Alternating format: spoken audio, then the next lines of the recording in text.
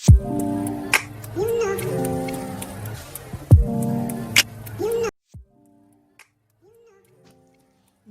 Assalamualaikum warahmatullahi wabarakatuh. Perkenalkan, nama saya Mega Idriasi dari Prodi Ilmu Administrasi Bisnis.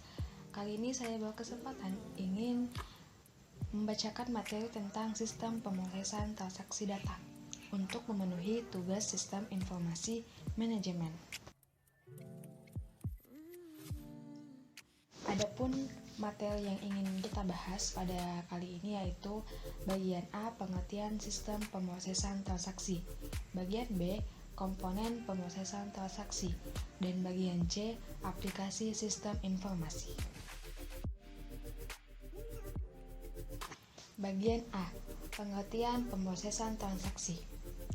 Sistem pengolahan transaksi atau Transaction Processing System disingkat TPS adalah sistem yang menjadi pintu utama dalam pengumpulan dan pengolahan data pada suatu organisasi.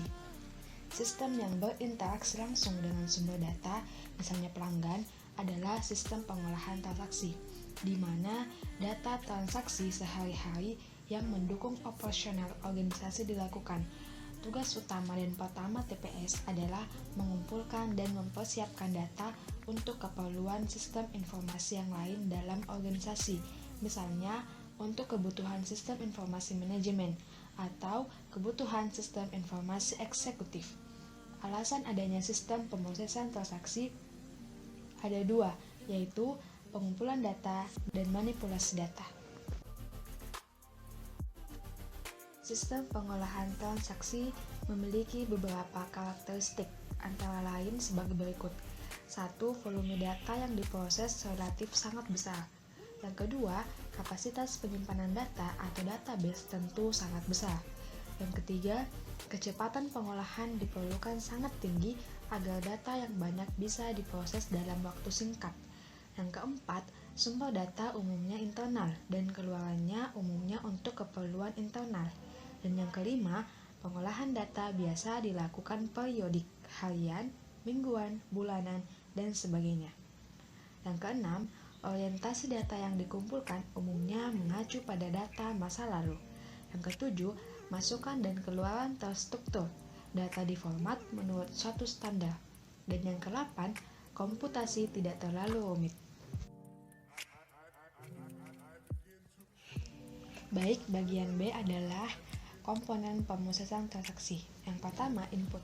Input dalam suatu proses transaksi adalah dokumen sumber yang dapat berupa formulir atau bukti transaksi lainnya. Tujuan dari formulir ada dua. Yang pertama, formulir dibuat untuk meminta dilakukannya suatu tindakan. Yang kedua, formulir digunakan untuk mencatat tindakan yang telah dilaksanakan. Kegiatan yang berhubungan dengan penggunaan formulir biasa disebut sebagai record management. Pertimbangan dalam merancang formulir.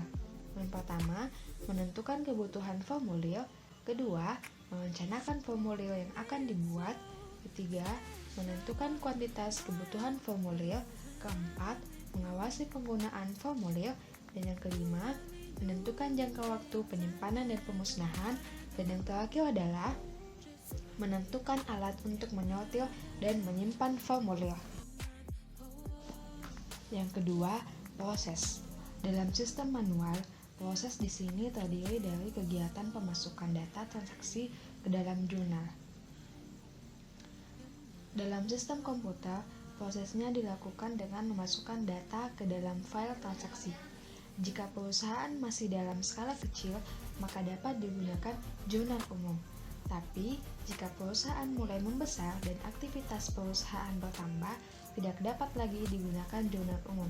Harus digunakan jurnal khusus, misalnya jurnal pembelian, jurnal penjualan, jurnal penerimaan kas, dan jurnal pengeluaran kas. Adapun langkah perancangan jurnal.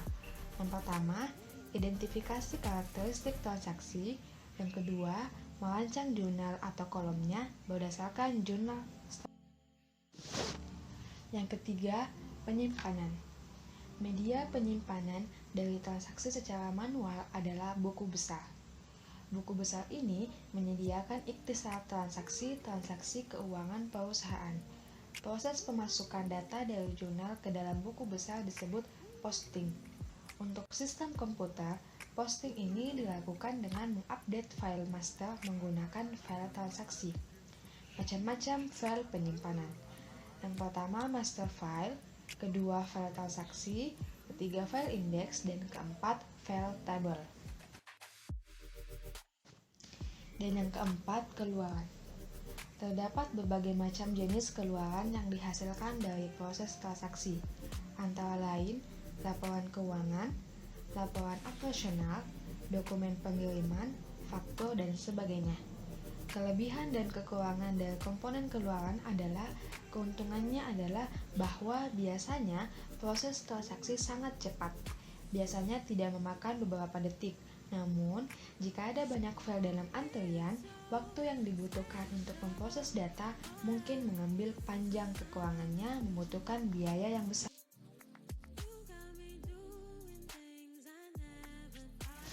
Dan bagian C, aplikasi sistem informasi. Yang pertama, pengertian aplikasi. Aplikasi program siap pakai. Program yang direka untuk melaksanakan suatu fungsi bagi pengguna atau aplikasi yang lain. Contoh-contoh aplikasi ialah program pemroses kata dan web browser. Aplikasi akan menggunakan sistem operasi, OS, komputer, dan aplikasi yang lainnya yang mendukung. Istilah ini mulai perlahan masuk ke dalam istilah teknologi informasi semenjak tahun 1993 yang biasanya juga disingkat dengan app. Secara historis, aplikasi adalah software yang dikembangkan oleh sebuah perusahaan. Aplikasi adalah software yang dibeli perusahaan dari tempat pembuatnya. Yang kedua, paket aplikasi. Salah satu paket aplikasi yang populer adalah Commercial off the Shelf, COS. COS adalah produk-produk yang berupa suatu paket aplikasi, subsistem ataupun modul-modul perangkat lunak yang telah dirancang sesuai dengan suatu standar proses bisnis tertentu dan tersedia secara di pasar untuk dapat dipergunakan dengan modifikasi seminimal mungkin.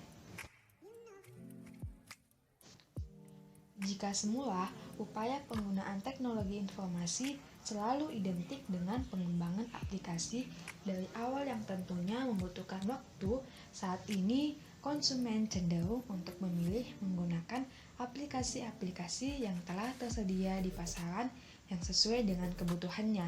Hal ini diharapkan akan dapat meminimalkan biaya dan waktu yang dibutuhkan dalam implementasi teknologi informasi. Secara garis besar, penggunaan sistem informasi dapat dibedakan dalam 3 jenis, yaitu yang pertama, penerapan paket aplikasi yang standar. Yang kedua, pengembangan sistem secara in-house. Dan yang ketiga, sistem joint venture.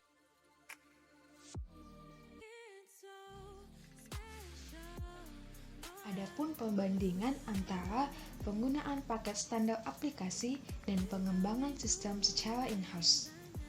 In-house development. Yang pertama, butuh waktu yang relatif lama dalam pengembangan. Kedua, pengembangan dari awal.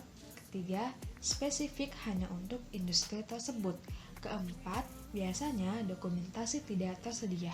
Dan yang terakhir, setiap unit memiliki option pengembangan sendiri-sendiri dan sulit diintegrasikan. Sedangkan standar aplikasi, yang pertama, aplikasi telah tersedia, ready-made. Kedua, hanya diperlukan modifikasi dalam penerapannya. Ketiga, mengikuti proses bisnis yang telah baku dan telah teruji. Yang keempat, dokumentasi adalah bagian dari aplikasi. Dan yang kelima, aplikasi telah didesain secara terintegrasi.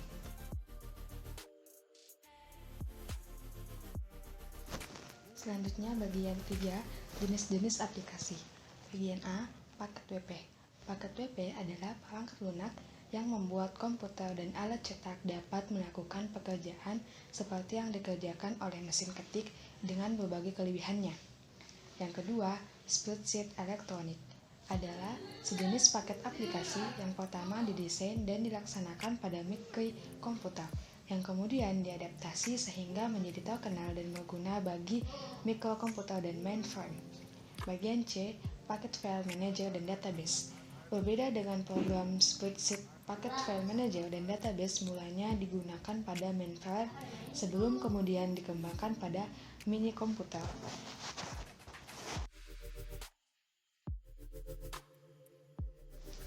Bagian D, paket grafik. Program komputer dapat juga menerjemahkan data ke dalam bentuk grafik atau gambar. Grafik komputer berguna untuk memperagakan informasi keuangan dan membuat perbandingan antara perusahaan atau kinerja dalam tahun yang berbeda. E. Paket matematika dan statistik. Komputer sebagaimana namanya komputer biasanya digunakan untuk menghitung, terutama mainframe untuk memecahkan masalah matematik statistik sebagai bagian dari komputer. Yang terakhir F. Paket bisnis dan keuangan. Perusahaan menggunakan komputer untuk mengerjakan berbagai tugas dengan cepat, efisien, dan akurat.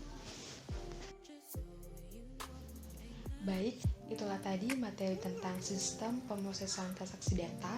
Semoga bermanfaat. Wassalamualaikum warahmatullahi wabarakatuh.